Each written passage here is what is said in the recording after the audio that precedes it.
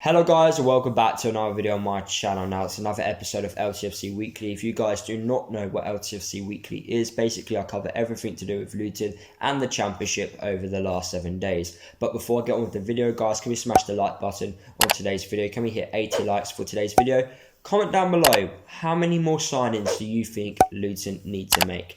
Let me know down below. Subscribe to the channel if you are new. And guys, if you want to become a member of my channel, click the link down below. You get exclusive perks if you guys want to become a member. So today's episode of LTFC Weekly is going to be a little bit different.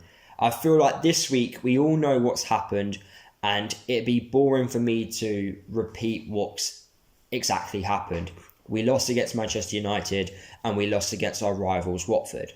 Apart from that, nothing major has happened this week. So today's episode of LTFC Weekly is going to be a little bit different. And today's topic is going to be how many more signings do Luton need to make? Now, for me, after watching the Watford game, it made it quite clear to me we need to make a few more signings. Now, I believe we need 3 more signings. And I'm going to give you guys my reasons on why I believe we need to make 3 more signings. Now, I just want to quickly point out, I know the budget probably isn't the best at the moment due to the virus impacting us and due to us not having that much money in terms of competing with other clubs. But hopefully we'll find different ways of finding these players and obviously bring them to the club. Nathan has pointed out in his interviews that he doesn't want to bring in loan players. But I feel like if we can't buy these players, then we've got no choice. We have to bring these types of players in on loan. So the first position which I believe we need to recruit in is centre-back. I believe we only have 3 centre-backs. Now we've got Lockyer, Pearson and Sonny Bradley. Yes, Craney can also play centre-back and so can Glenn Ray. But I feel like we need another centre-back. I'd rather see Craney play right-back and I'd rather see Glenn Ray playing in that defensive midfield role because they are the best positions for those 2 players. So that means we've only got 3 centre-backs. So I believe we need another centre-back. Maybe bring in a youngster with a bit of potential to become a championship defender. No problem. I don't feel like we need to bring in a lone defender to the club. I don't think that is needed. But if someone was to offer me Carter Vickers for a season and it's on loan, then I'll take it. But at this moment in time, I do believe we just need a youngster, just someone to cover a gap. So if we do get injuries, if we do get suspensions, we've got a player there. My only worry is if we do get a few injuries, if we do get a few suspensions, we're not going to have enough cover to still be a strong unit in competing in games throughout the season. And it did happen last season where we had a few injuries, especially in that left back role and in other areas. You can clearly tell it impacted the team a lot. So we definitely need to fill these gaps. And I feel like a centre-back is needed. So like I've said, a youngster or someone wants to offer me Carter Vickers back, then 110%. The next position which I do believe we need to recruit in is in the defensive midfield role. This may surprise a few people, but I believe we need another defensive midfielder. Glenn Ray is currently injured at the moment. I do believe he will come back for the Wickham game. However, if he gets a major injury, we've then got a problem. Because I believe Tunnicliffe, Pelly and O'Kane are 3 players who can play in that position, but are all better further forward. I rather see someone who's actually a defensive midfielder.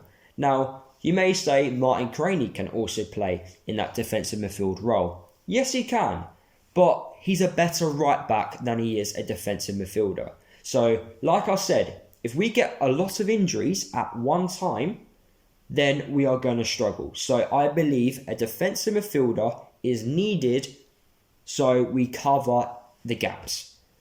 And you can clearly tell against Watford that Tunnicliffe for me just isn't going to do it. I feel like Tunnicliffe has 1 good game in every 6. And for the Championship, that's not good enough. So for me, a defensive midfielder is needed because when Glenn Ray gets injured, you can clearly tell that we miss him because we don't have someone who can actually play that role and do that role exactly like Glenn Ray does. So we need to find someone out there who can do that job. Now, the next signing which I do believe we need to make is a striker. Now, there's a lot of debate whether or not we need a striker or do we need like an attacking midfielder who can create chances.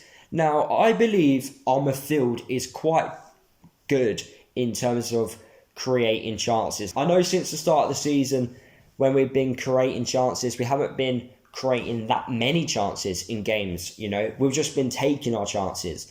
I'd rather us take our chances. If we're going to have 5, attempts at goal and we score 3, I don't care. Now, in the Barnsley game, we didn't have many chances at goal, but we scored and we won the game.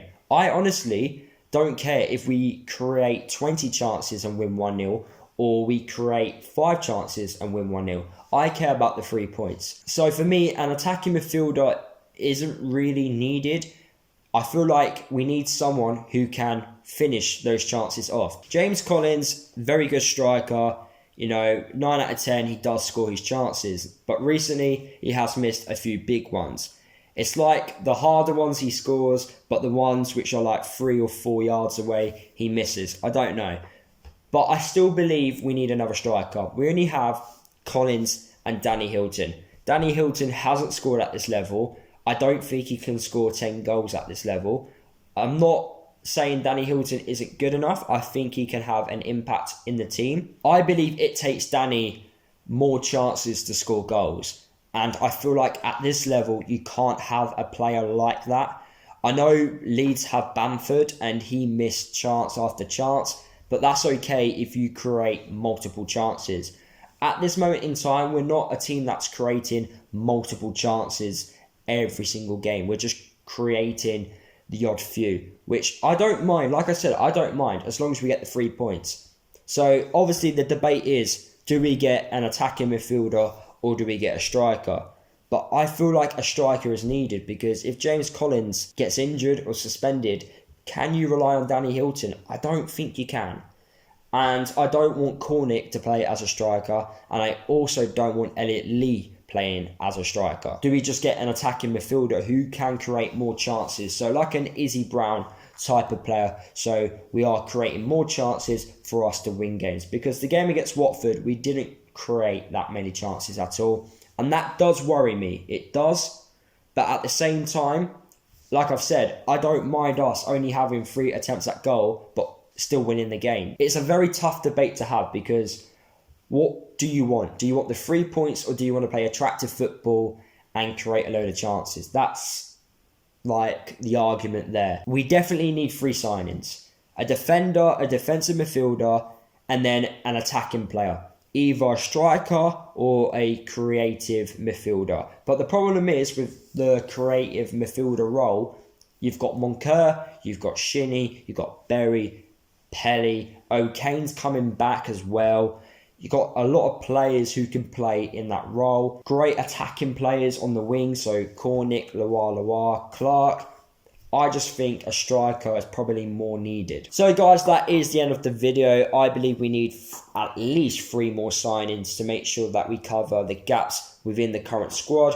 Do I believe we've got the budget for it? I honestly don't know. But I'm very confident with Nathan and McCarthy that they can bring the right people in for us to obviously progress as a football club. But if you did enjoy today's video, guys, make sure you drop a like. Comment down below, how many signings do you think Luton need to make? Subscribe to the channel if you want to. Don't forget to follow me across all my social media if you haven't done already, and I'll see you guys in the next video.